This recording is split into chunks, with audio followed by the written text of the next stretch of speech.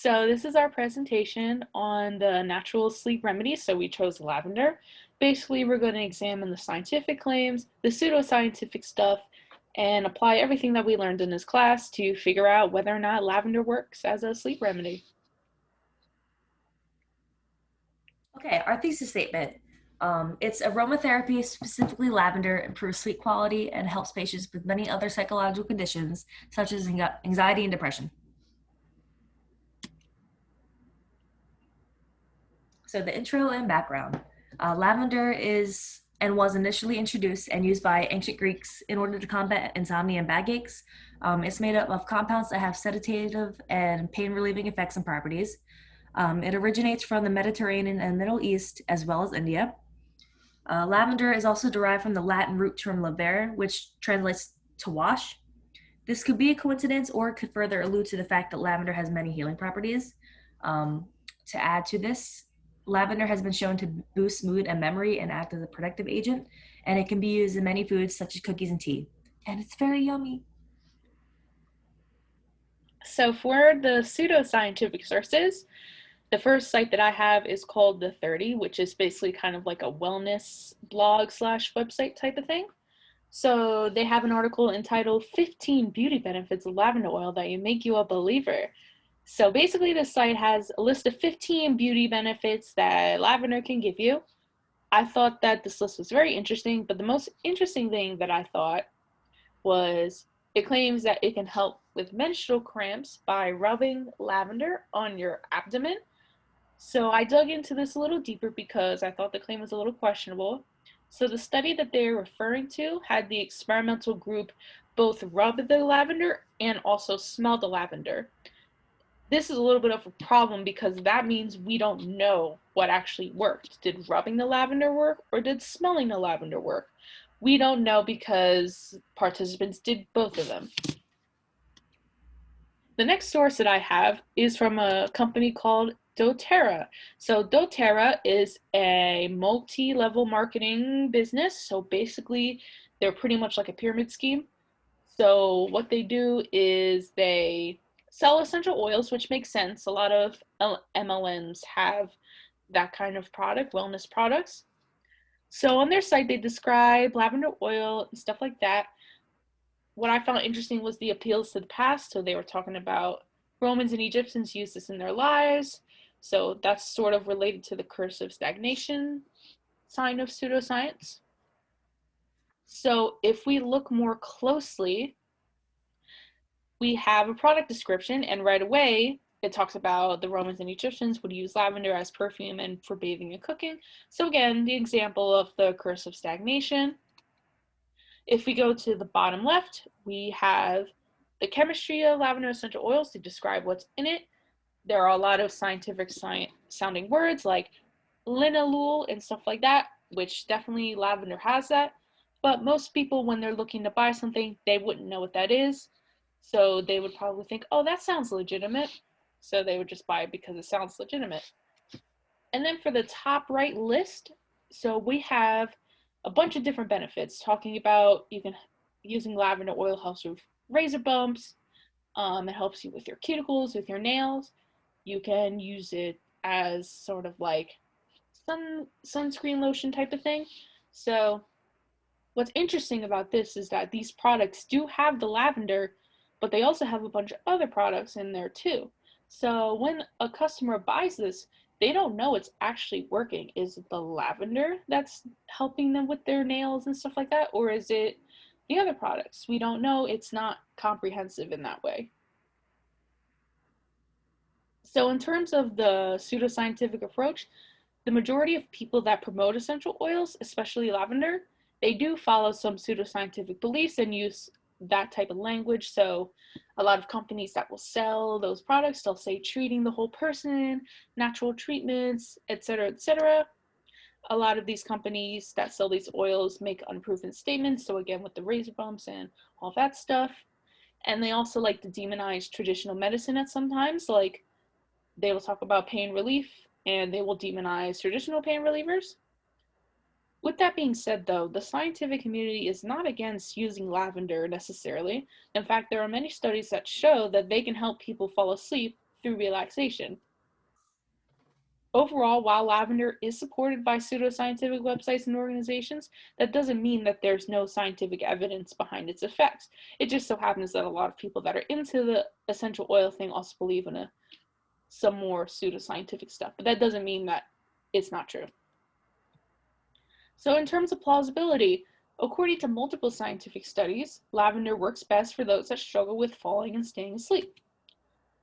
So the treatment is based on aromatherapy, which basically all that means is that the participants, they would inhale the smell of lavender and then they would relax and then that would help them fall asleep. So this effect appears to be unique to lavender as far as I could see through research. Other essential oils do not seem to produce the same effect. While aromatherapy is largely considered to be a pseudoscience, many people do find the smell of lavender relaxing. And in fact, this might be the one example of an effective aromatherapy. It's the only one that seems to have a lot of scientific backing. The other sources claim that applying lavender oil to specific areas of the body works to alleviate other non-sleep related symptoms. So like we talked about with the menstrual cramps, and then also applying the oil to the temples to relieve stress and stuff like that. So these claims don't really have any scientific evidence, at least not any good quality scientific evidence. So pain relief actually happens through the cessation of the creation of prostaglandins. So that's how pain relief happens. It doesn't happen through applying any sort of like, of a substance. The only thing I can think of that would help with pain is heating pads and like cold hard presses. But again, that does change chemicals in your body as well. And with that in mind, if you put lavender on your skin, you could get a skin irritation. So be on the lookout for that. More on plausibility, the pseudoscientific sources state that the oil works through multiple ways. So like I said before, some of the claims are aromatherapy, and some even say you can apply the oil to your feet, in which I don't know how that works. You can't really smell anything from your feet, and it doesn't soak into your body through your feet, so that doesn't make any sense.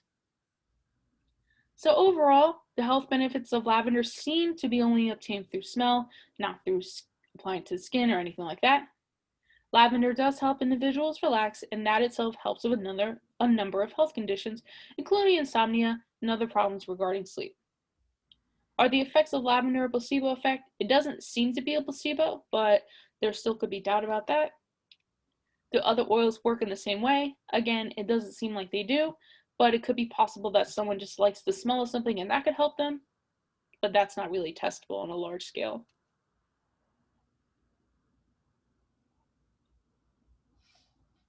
All right, so the journal article I found is called Effects of Aromatherapy on Sleep Quality and Anxiety of Patients. It highlights coronary ICU patients and their inability to sleep well.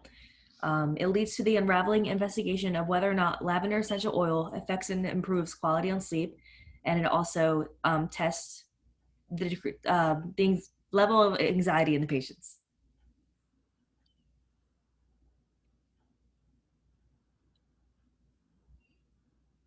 As for approach and hypothesis, the participants included 60 subjects in total, 30 for the lavender aromatherapy testing, and the other 30 for the control group. The inclusion criteria includes they must be 65 years of age or younger, and they couldn't have any coronary artery disease, and they couldn't have had any heart failure or a history of asthma, and they could not be allergic to flowers and plants like lavender.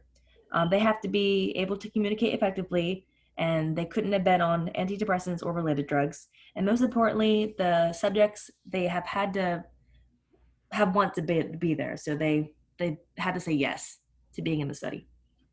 All 60 subjects were first issued 2 questionnaires, the Pittsburgh Sleep Quality Index and then the Beck Anxiety Inventory.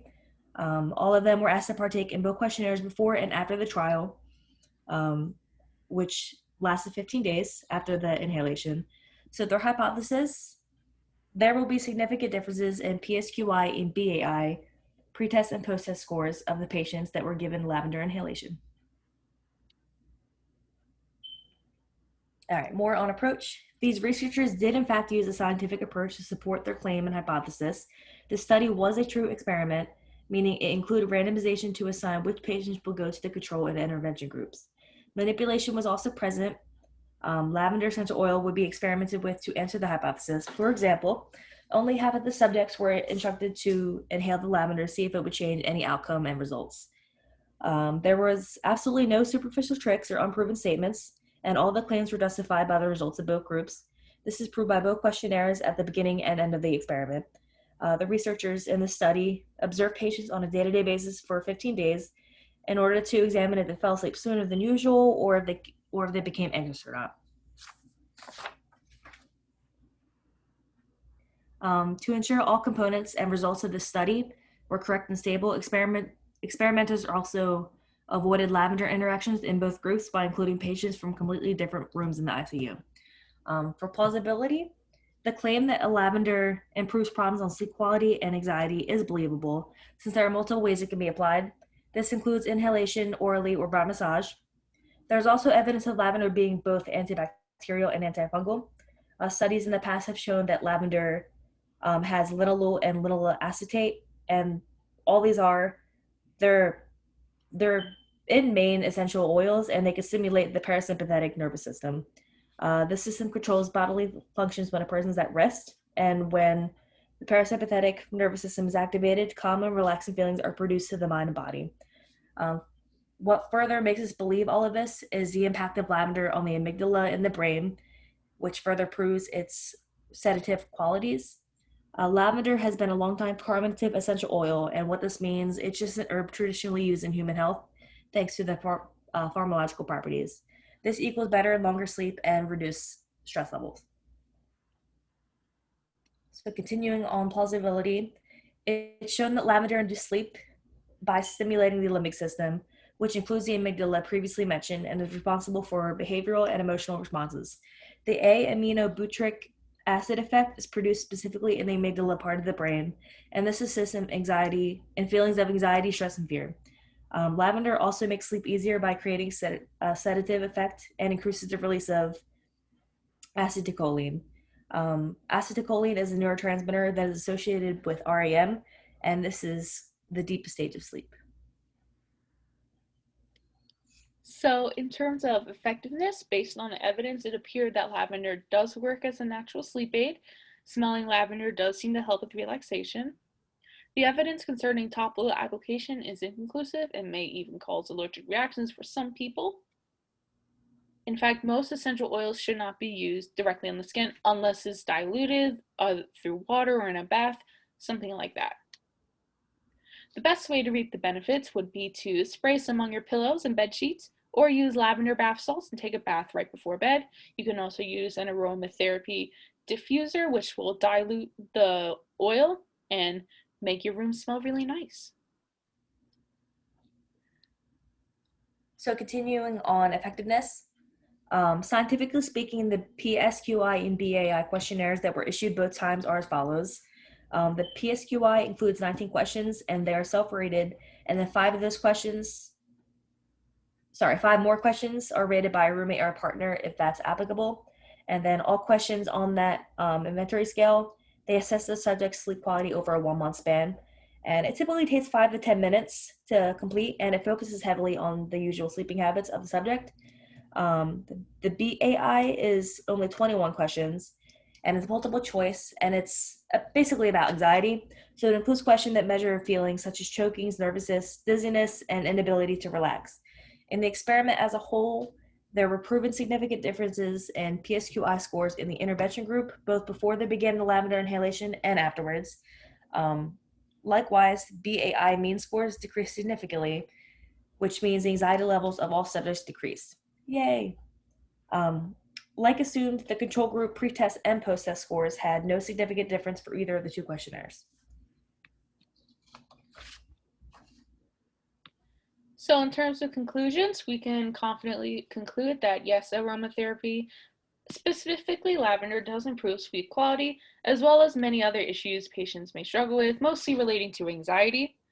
So, lavender and other aromatherapy solutions are readily available. They're relatively inexpensive if you know where to go, and they can help. It's a cheap way to help you with overall concerns with your body and mood, and especially with sleep. It's non-invasive, you can use it very easily, and it proves to help serious patients such as those in ICU that often struggle with sleep disorders due to the pain and other circumstances. A food for thought for the conclusions. The average cost of massages and facials at Hand and Stone, they start at $100 each, and that's not including the tips that you have to pay them or you should pay them. And then some add-ons at Hand and Stone and other massage places like our beloved lavender essential oil. They're extra. Meanwhile, the average cost of true lavender oil ranges from $7 to $20 with the addition of readily available research on the internet. So how much is the internet? Priceless. And so here are our references. We have the pseudoscientific articles on the left, we have the scientific articles on the right, and if we continue right here, we have our supplementary articles to help us find out how pain relievers work and things like that. And then we have another article concerning acetylcholine. And that is going to be the end of our presentation. Thank you for watching. Thank you.